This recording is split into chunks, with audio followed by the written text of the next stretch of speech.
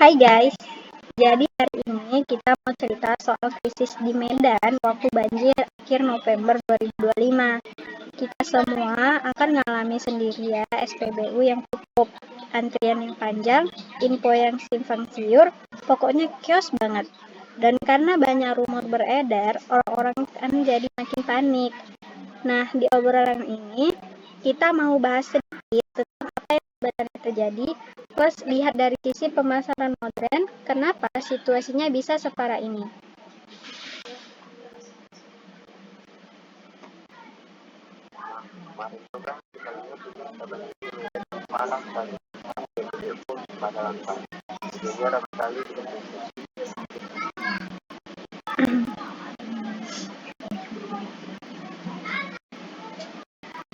Iya, itu gara-gara besar, mobil tangki nggak bisa masuk ke beberapa jalur, jalannya yang genang, panjang, akhirnya banyak SPBU yang kehabisan stok.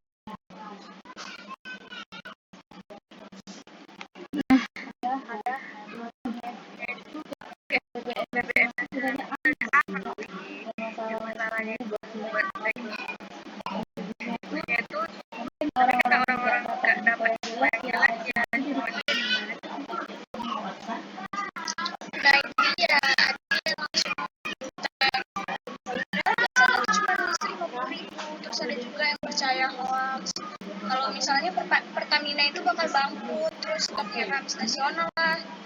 Baca sih, tapi ngeri juga. Iya, Iya, aku lihat ada yang sampai dorong motor dari ujung jalan Tom.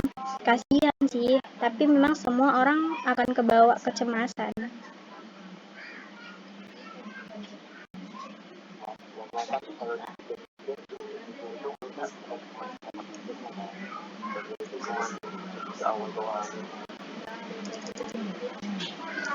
Iya, tapi yang bikin tambah kacau itu info resminya telah muncul.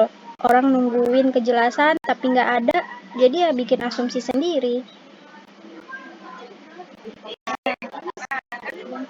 Sementara itu video antrian panjang itu viral nih. Nah, sekarang orang tuh lihat video yang kayak bikin TikTok gitu. Itu namanya efek domino. Terus begitu masyarakatnya tuh kalau lihat sesuatu di medsos biasanya langsung percaya, terus nggak nunggu klarifikasi, jadinya kayak gitu.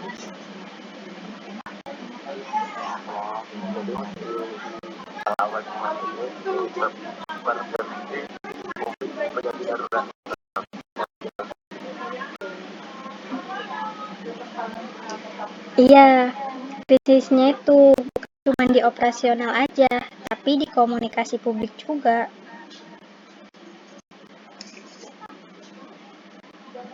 Nah, yang paling kerasa banget itu panik buyingnya. Orang yang biasanya isi 200.000 bisa jadi isi full tank 2 motor sekaligus.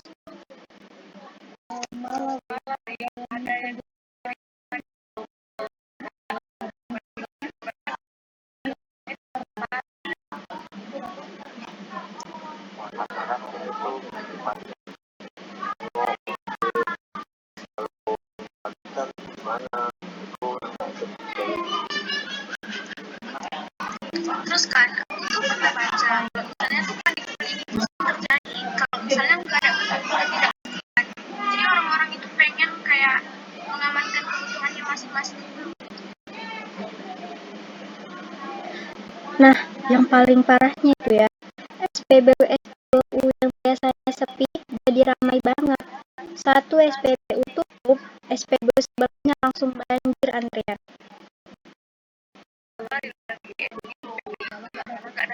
Nggak dapat punyanya. Mm-mm.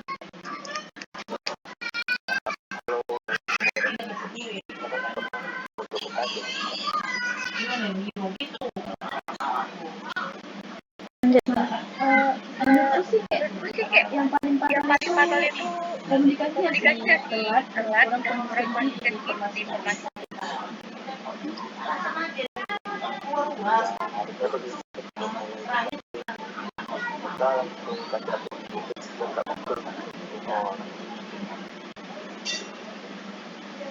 Nah, aku setuju sih. Harusnya ada dashboard data real time stok SPBU. Jadi masyarakat itu bisa cek sendiri mana yang masih ada dan mana yang nggak ada gitu. Tapi pesannya itu harus sama di semua platform. Misalnya kayak di IG, dia bilang A, tapi beritanya B. Terus B-nya bilang C. Ya itu gimana? Sama sama bingung kan? Kalau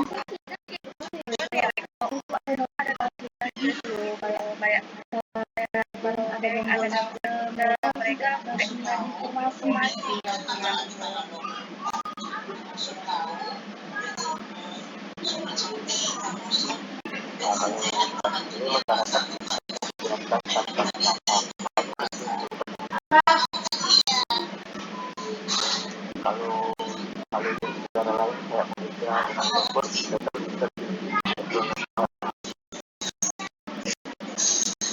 Nah, benar. Mereka punya dashboard stok yang real time, komunikasinya cepat banget, bahkan kalau ada darurat langsung ada pembatasan pembelian.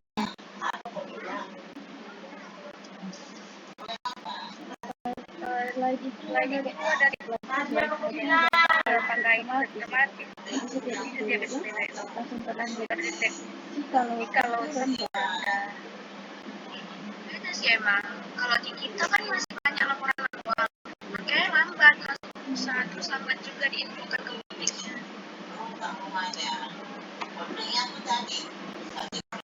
Itu negara lain nggak gampang panik. Nah, transparan orang bisa lihat data, hanya rumor aja gitu.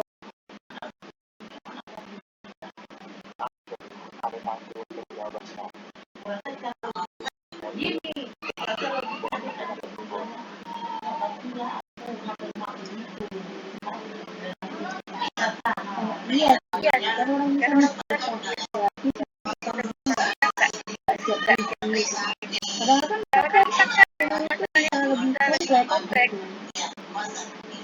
tapi kan guys kalau misalnya kepercayaan udah turun itu efeknya panjang terus juga setelah itu krisisnya kalau misalnya udah selesai juga ya masyarakatnya masih pada trauma.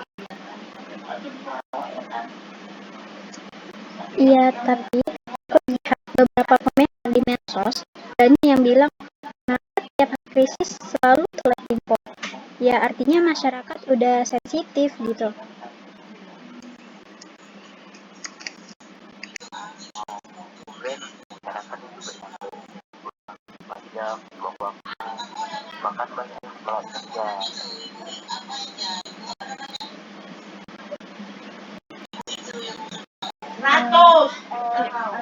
Ada gitu juga ojek online yang turun karena antrian BBM itu gitu.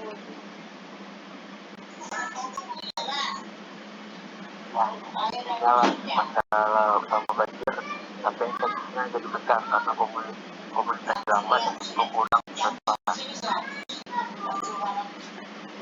Iya, terus ditambah panik buyingnya, hoaxnya, rumor yang bikin semuanya makin tegang gitu.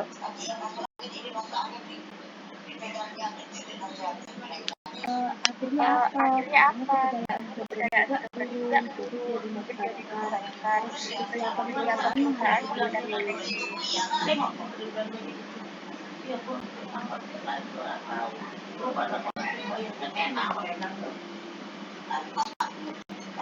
Jadi seharusnya itu ada beberapa solusi. Yang pertama, perbaikan jalur distribusi. Jadi jalur distribusinya itu harus diperbaiki.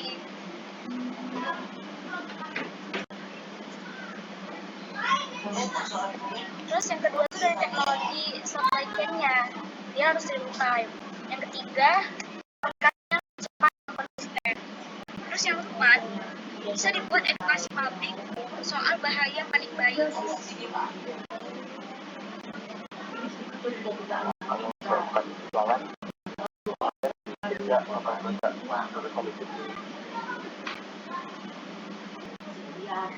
Nah benar, intinya itu transparannya itu adalah kunci dari segalanya.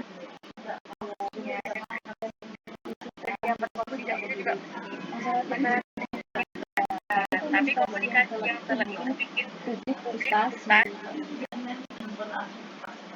Setuju, tapi ya semoga lah kalau misalnya ada saya kira udah siap. Betul. Memang dari kejadian kemarin kita jadi belajar banyak sih.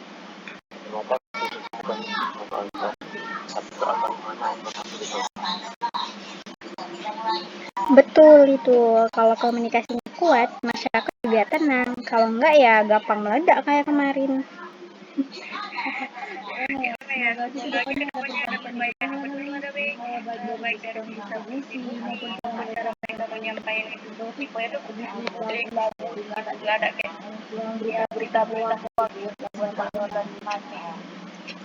Ya kan, semoga lah kita sebagai masyarakat juga makin bijak ya, biar nggak langsung panik gitu kalau misalnya ada kejadian kayak kemarin lagi, terus nggak langsung percaya sama hoax sebelum ada informasi. Nah, meskipun yang penting sekarang kondisinya udah mulai stabil. Iya, alhamdulillah. Semoga nggak kejadian lagi ya. Capek lihat antrian panjangnya di sana.